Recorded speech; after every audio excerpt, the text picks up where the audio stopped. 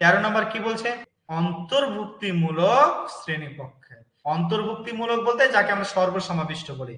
সর্বশেষ সমাবিষ্ট বা অন্তর্ভুক্তিমূলক শ্রেণীকক্ষ কি? অন্তর্ভুক্তিমূলক বা ইনক্লুসিভ ক্লাসরুম তাকে বলা হয় যে ক্লাসরুমকে বিভিন্ন স্টুডেন্টের মধ্যে কোনো গ্রুপ তৈরি করা হয় না, সবাইকে সমান চোখে দেখা হয় এবং সবাইকে ক্লাসরুমে অন্তর্গত করা হয়, কাউকে ক্লাসরুম থেকে বহিষ্কার করা হয় না বা কাউকে বঞ্চিত করা হয় না। তারপরে ইনক্লুসিভ ক্লাসরুমের মূল বৈশিষ্ট্য যদি আমরা বলি, তাহলে এই মূল বৈশিষ্ট্যটা বা ইনক্লুসিভ যে আইডিয়াটা, এই আইডিয়াটা এসেছে পারসন উইথ ডিসএবিলিটি, যে ছেলে মেয়েরা কি রয়েছে বিশেষ চাহিদা সম্পন্ন বা যাদের কোনো একটা ক্ষেত্রে অক্ষমতা রয়েছে, তাদের উপর বেশ করে ইনক্লুসিভ ক্লাসরুমটা রয়েছে। একটা সময় কি হতো যে কোন রকম হ্যান্ডিক্যাপ বা অক্ষম হলে তাকে মানুষ বাড়িতে বসে রাখতো বা স্কুলে দিলে তাকে হ্যান্ডিক্যাপ বা পিডব্লিউডি স্কুলে দিত। এতে কি হতো? এতে হতো কি যে যারা মাইনর ইনজুরিতে রয়েছে, যেমন কারো হাতের সমস্যা রয়েছে, কারো পায়ের সমস্যা রয়েছে, কেউ হালকা কম শোনে, কেউ হালকা কম দেখে, এদেরকে যদি ওই ধরনের স্কুলে পাঠানো হয়, তারা নিজেকে কি করবে? মূল সমাজ মানে আমাদের সমাজের যে মূল স্রোত, সেখান থেকে নিজেকে বিচ্ছিন্ন মনে করবে। তাদের এই বিচ্ছিন্নতা দূর করার জন্য তাদেরকে কি করা হলো? একটা নর্মাল ক্লাসরুমে, যেখানে নর্মাল ছেলে মেয়েরা পড়ে, সেই ক্লাসরুমে অন্তর্ভুক্ত রেখে তাদের শিক্ষাদান বা পাঠদানকে ইনক্লুসিভ ক্লাসরুম বলা হয়। এই ইনক্লুসিভ ক্লাসরুমে আমাদের কি করা হয়? যারা অক্ষম, ডিসেবল, তাদেরকে একটা মানে বিশেষ গুরুত্বের সাহায্যে মূল স্রোতে ফিরিয়ে এনে নর্মাল বা সাধারণ শ্রেণীকক্ষে পড়ানোকে ইনক্লুসিভ ক্লাসরুমে একটা বৈশিষ্ট্য বলা হয়ে থাকে। ওকে, আর এটাই তার মূল আইডিয়া। এবার আসি এতে উত্তরে। বলছে in an inclusive classroom emphasis should be on, একটা অন্তর্ভুক্তমূলক শ্রেণীকক্ষে যার জোর হবে বা যার উপর জোর দেওয়া হবে সেটা কি? Performance oriented goals. Performance oriented goals মানে মানে কার কেমন পারফরমেন্স রয়েছে, মানে দক্ষতা রয়েছে, ক্ষমতা রয়েছে, সেই দক্ষতা কেন্দ্রিক বা ক্ষমতা কেন্দ্রিক লক্ষ্য, ক্ষমতা কেন্দ্রিক বা পারফরমেন্স ওরিয়েন্টেড গোলস এর উপর জোর দেওয়া। এটা কি সত্য কথা? এটা সত্য কথা? নিশ্চয়ই সত্য কথা নয়। কেন? ইনক্লুসিভ ক্লাসরুম কিন্তু পারফরমেন্স ওরিয়েন্টেড না। এখানে ইনক্লুসিভ মানে সবাইকে অন্তর্ভুক্ত করতে হবে, সে অক্ষমতার দিক থেকে হোক, জাত ধর্ম বর্ণ নির্বিশেষে সবাইকে সুযোগ দিতে হবে। তার মানে সবাইকে মূল স্রোতে এনেই শিক্ষাদান, এটাই কিন্তু ইনক্লুসিভ এডুকেশনের মূল কথা। তাই এ ধরনের কথা বলা যাবে না যে পারফরমেন্স ওরিয়েন্টেড গোলস, এটা পারফরমেন্স ওরিয়েন্টেড গোলস এর উপর জোর দেওয়া হয় না। তারপর কি বলছে? Undifferentiated instruction. আনডিফারেন্সিয়েটেড, আনডিফারেন্সিয়েটেড মানে অভেদ, মানে যেখানে ভেদাভেদ নেই, সেই ধরনের শিক্ষার উপর জোর দাও। মাথায় রাখবে, আমরা অভিভেদী বা আমরা যদি মানে একই রকম, আনডিফারেন্সিয়েটেড মানে কি? মানে বিভিন্ন রকম না, যেটা মানে একই রকম শিক্ষা দেওয়া বা সমরূপী শিক্ষা দেওয়া। আমরা ইনক্লুসিভ ক্লাসরুমে সমরূপী শিক্ষা দিতে পারি না। কেন? ইনক্লুসিভ ক্লাসরুম মানে কি? আমরা সবাইকে সুযোগ দিচ্ছি পড়তে, সবাইকে সুযোগ দিচ্ছি মানে কি? যাদের অক্ষমতা রয়েছে তাদেরকে আমি এবং নর্মাল ছেলেদেরকে সমান যদি গুরুত্ব দিই বা সমানভাবে ইনস্ট্রাকশন দিই, তাহলে কিন্তু চলবে না। আমাকে কি করতে হবে? একজন ইনক্লুসিভ ক্লাসরুমের টিচার হিসেবে মাথায় রাখতে হবে, যারা একটু কানে কম শোনে, যারা একটু চোখে কম দেখে, বা যারা একটু শারীরিকভাবে একটু অক্ষম, তাদেরকে সামনের বেঞ্চের সারিতে এনে শিক্ষাদান করাই হলো ইনক্লুসিভ ক্লাসরুম টিচারের মূল বৈশিষ্ট্য। অতএব এখানে সমানভাবে দেওয়া যাবে না, যারা পিছিয়ে আছে, যারা দুর্বল, তাদেরকে একটু বেশি গুরুত্ব দেওয়া আমাদের প্রয়োজন। ওকে, তাহলে আনডিফারেন্সিয়েটেড ইনস্ট্রাকশন, এখানে সমরূপী নির্দেশ দেওয়া বা সমরূপী শিক্ষা দেওয়া, দিস অপশন ইজ রং। একও রং, দুইও রং। তারপর কি বলছে 3 নম্বর? Segregation of students based on their social identity. Based on their social identity বলছে ইনক্লুসিভ ক্লাসরুমে যেটা জোর দেওয়া হয় সেটা হলো কি? সামাজিকতার উপর বেশ করে বা সামাজিক পরিচয়ের উপর ভিত্তি করে ছাত্রদের মধ্যে কি করা, বিভেদ তৈরি করা, ছাত্রদেরকে আলাদা করা, এটা ইনক্লুসিভ ক্লাসরুমের কথা? নিশ্চয় না। ইনক্লুসিভ ক্লাসরুম মানে তুমি কোন দিক থেকে কাউকে সেগ্রেগেট করতে পারবে না। সেগ্রেগেট করতে পারবে না মানে আলাদা করতে পারবে না, ভিন্ন করতে পারবে না। সবাইকে কি করতে হবে, একত্রে শিক্ষা দিতে হবে, কাউকে আলাদাভাবে ট্রিটমেন্ট দেওয়া যাবে না। আলাদা বলতে মানে এখানে আমি বলতে চাইছি যে মানে আলাদা করে ভাগ করে দেওয়া হবে না, যা হবে সবল দুর্বল একসাথেই পড়বে। তাই এখানে কোশ্চেনটা হলো কি, যে সামাজিক যে পরিচিতি তার উপর ভিত্তি করে কি করা, আলাদা করা স্টুডেন্টদের, না এটা চলবে না। এটা ইনক্লুসিভ ক্লাসরুমের মূল বক্তব্য নয়। মাথায় রাখবে। সোশ্যাল আইডেন্টিটি বলতে ধরে নাও যে আমাদের মধ্যে কেউ আছে ইয়ে মানে বাধিয়া সমাজ, একটা আছে খট্টা সমাজ, একটা আছে ধুনিয়া, একটা আছে বাঙাল, হিন্দুদের মধ্যে আছে চাইন, ডম, প্রামাণিক, তারপর মানে আরো মানে ব্রাহ্মণ, জাট, এ ধরনের বিভিন্ন ভাগগুলো আছে। এগুলো কি, এগুলো হলো এক একটা সোশ্যাল আইডেন্টিটি। এই সোশ্যাল আইডেন্টিটির উপর বেশ করে যদি আলাদা করি বা ভিন্নতা নিয়ে আসি, তাহলে কখনো ইউনিটি থাকবে? কখনো তাদেরকে ইনক্লুশন করা যাবে? এটা কি ইনক্লুশন? তুমি জাতের মানে সোশ্যাল আইডেন্টিটির উপর, সমাজ পরিচিতির উপর বেশ করে যদি তুমি করো, না ভাই এটা বাঙালি সমাজ, এটা বিহারি সমাজ, অতএব একই ক্লাসরুমে পড়ানো যাবে না, এমন নয়। অ্যাজ এ টিচার তোমাকে কি করতে হবে, সবাইকে সামাজিক পরিচয় বা সোশ্যাল আইডেন্টিটি যাই হোক না কেন তাকে পড়াতে হবে, সেগ্রিগেশন চলবে না। তারপরে কি বলছে, প্রোভাইডিং অপরচুনিটিস। প্রোভাইডিং মানে প্রদান করা, অপরচুনিটিস মানে সুযোগ প্রদান করা, aiming at maximising potential of individual children. প্রত্যেকটা শিশুর সামর্থ্য অনুযায়ী যতটা বেশি পারা যায় তাদেরকে কি করতে হবে, তাদের লক্ষ্যে পৌঁছানোর সুযোগ প্রদান করতে হবে। ইয়েস, ইনক্লুসিভ ক্লাসরুমের মূল উদ্দেশ্য কিন্তু এটা, যে প্রত্যেকটা শিশুর যে আলাদা আলাদা তাদের যে ব্যক্তিগত কি রয়েছে, পটেনশিয়ালিটি রয়েছে, সম্ভাবনা রয়েছে, তাদের ক্ষমতা রয়েছে, সেগুলো যাতে আরো ম্যাক্সিমাইজ করতে পারে তার ক্ষেত্রে তাকে সুযোগ প্রদান করতে হবে। So this option is right. তারপর আসো, according to right of person with disabilities act 2016, মানে right of persons with disabilities মানে পিডব্লিউডি অ্যাক্ট 2016 অনুযায়ী, which of the following term is appropriate to use. বলছে 2016 যে পিডব্লিউডি অ্যাক্ট রয়েছে, সেই 2016 PWD act অনুযায়ী কি বলেছে, যে যারা হ্যান্ডিক্যাপ বা যারা ডিসেবল তাদেরকে কি নামে ডাকা যায় বা তাদের কি নামে ডাকা হবে? Retarded student. রিটার্ডেড মানে যারা আর কি মানে দুর্বল, মানে কি বলবো, রিটার্ডেড মানে কি বলো, মানে যারা দুর্বল, মানে দুর্বল বলতে চরম ভাবে যারা উইক তাদের কথা বলছে, মানে মেন্টালি হতে পারে বা যে কোনো ক্ষেত্রে সেটাও হতে পারে।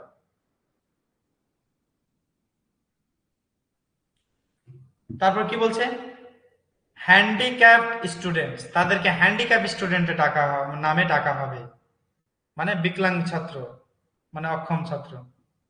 তারপর কি বলছে, স্টুডেন্ট উইথ ফিজিক্যাল ডিসেবিলিটি, ছাত্র যার শারীরিক অক্ষমতা রয়েছে, এই টার্মটা ব্যবহার করা হবে। স্টুডেন্টস উইথ ক্রিপেলড বডি, ছাত্র যার শরীরের অক্ষমতা রয়েছে, মানে যার শরীরের মধ্যে সমস্যা রয়েছে।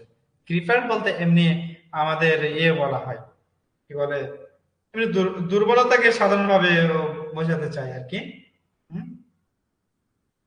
কিন্তু এমনি এর আক্ষরিক অর্থ মানে বিকলাঙ্গকেই বোঝায়। ওকে, যাই হোক না কেন আমাকে কোশ্চেনটা করেছে পিডব্লিউডি 2016 অ্যাক্ট অনুযায়ী কোন টার্মে ডাকা হবে। তাহলে কোন টার্মে ডাকা হবে? উত্তরটা হবে কি স্টুডেন্ট উইথ ফিজিক্যাল ডিসএবিলিটি। এটা মুখস্থ করে না তোমরা, student with physical disability. Persons with disability act 2016 অনুযায়ী হ্যান্ডিক্যাপদের ডাকা হবে কি student with student with physical disability.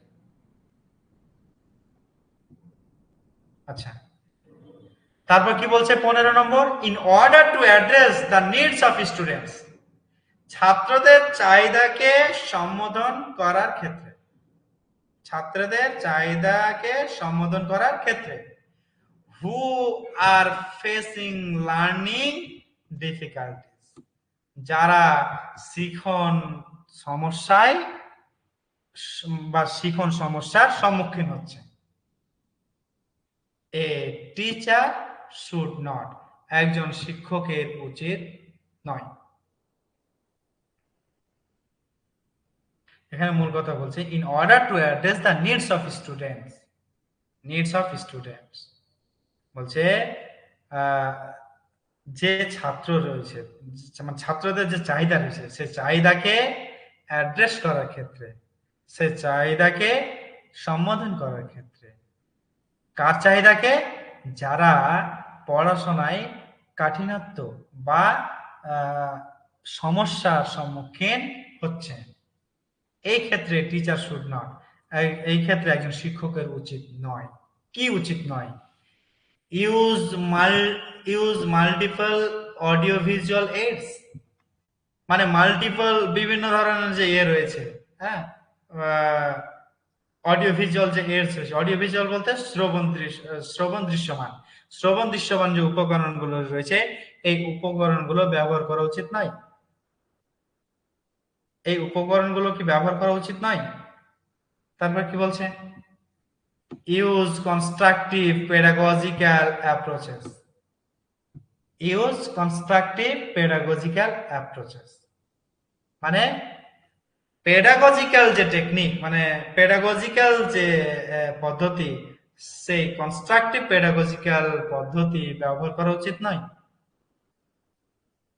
3, do individualised educational planning, do individualised educational planning, স্টুডেন্টদের ব্যক্তিগতভাবে বা ব্যক্তিগত শিক্ষণীয় পরিকল্পনা করা উচিত নয়। না, practice rigid structure for pedagogy and assessment, pedagogy এবং অ্যাসেসমেন্ট, অর্থাৎ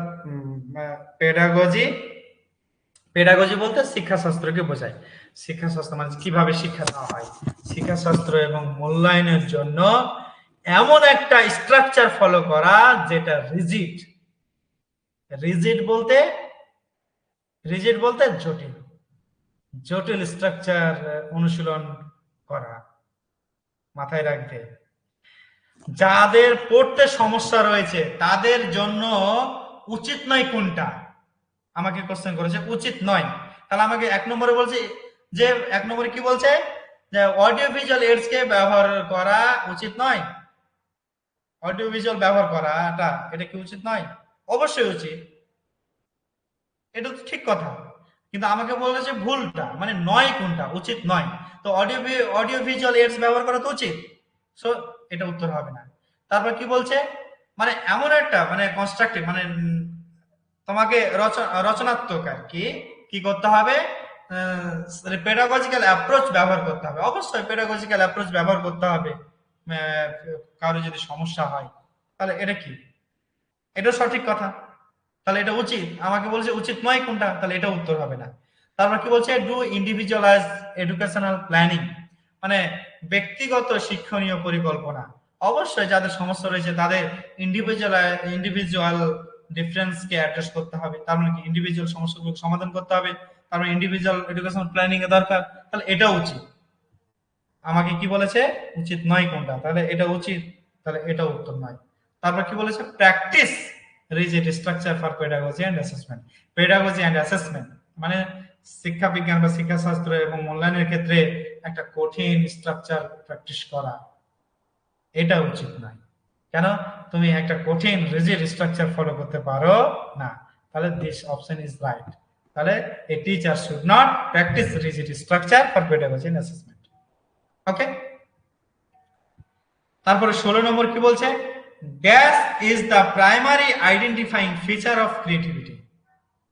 dash is the primary identifying feature of creativity, মানে ড্যাশ হলো primary identifying feature of creativity বলতে সৃজনশীলতার যে বৈশিষ্ট্য মানে ফিচার, সৃজনশীলতার যে লক্ষণ, তার প্রাথমিক মানে কি বলবো, মানে ক্রিয়েটিভিটির লক্ষণকে, মানে ক্রিয়েটিভিটির লক্ষণকে চেনার প্রাথমিক এটা কি, জিনিসটা কি? লো কম্প্রিহেনশন, যার মধ্যে মানে কম জ্ঞান রয়েছে, কম বোধগম্যতা রয়েছে, সেটা কি ক্রিয়েটিভিটির লক্ষণ?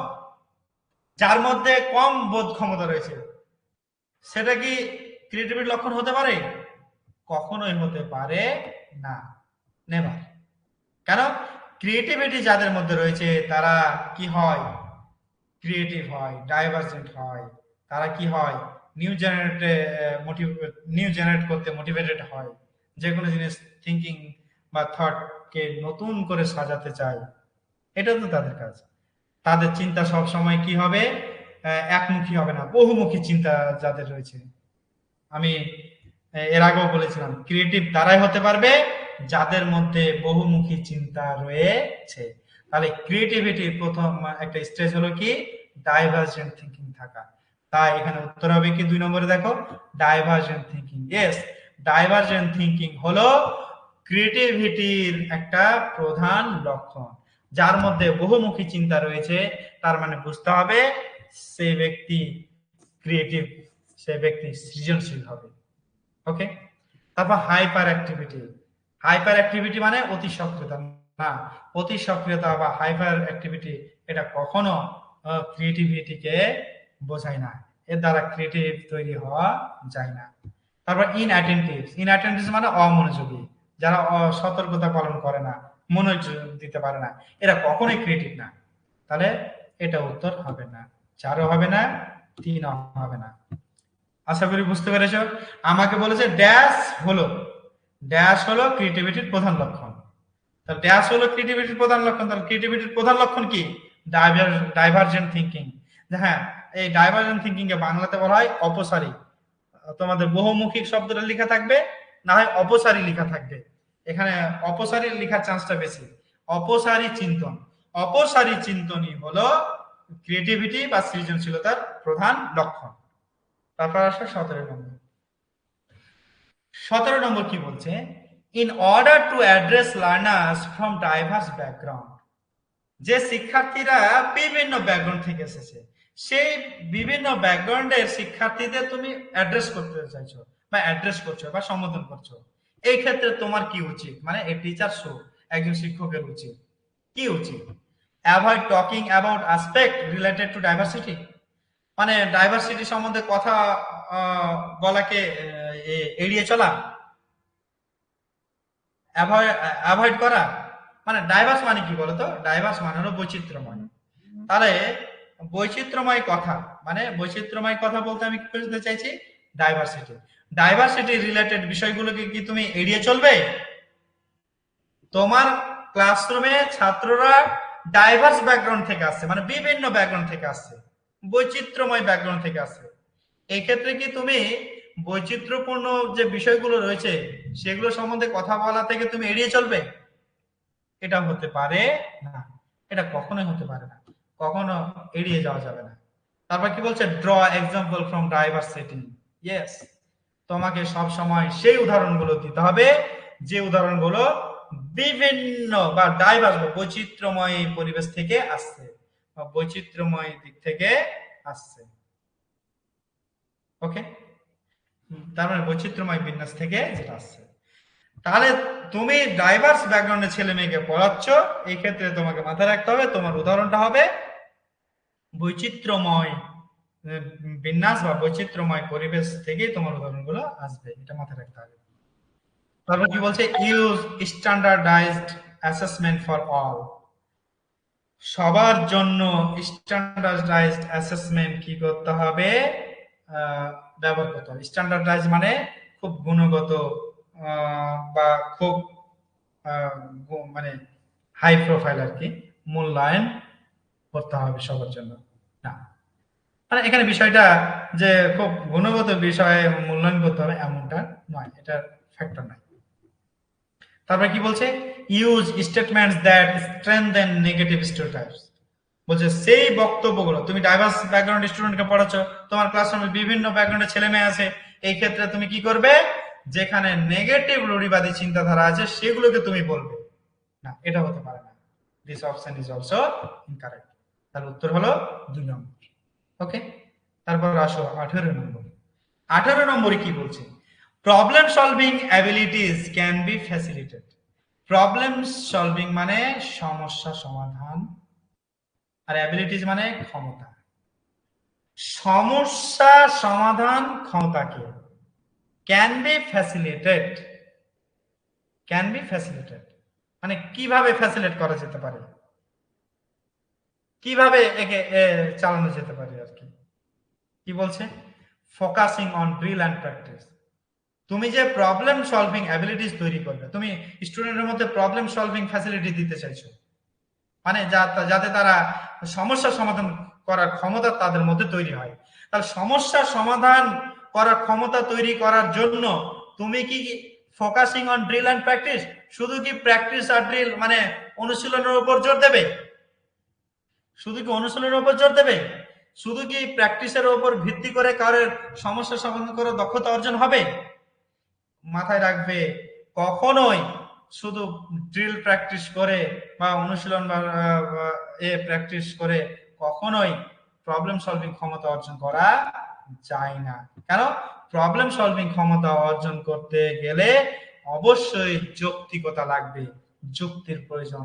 ব্রেন যাতে অ্যানালজিক্যাল হয়, ব্রেন যাতে লজিক্যাল হয়, ব্রেন যাতে ডাইভার্জেন্ট হয়, ব্রেন যাতে ক্রিয়েটিভ হয়, এগুলোর উপর লক্ষ্য রাখতে হবে, তাহলে প্রবলেম সলভিং হবে।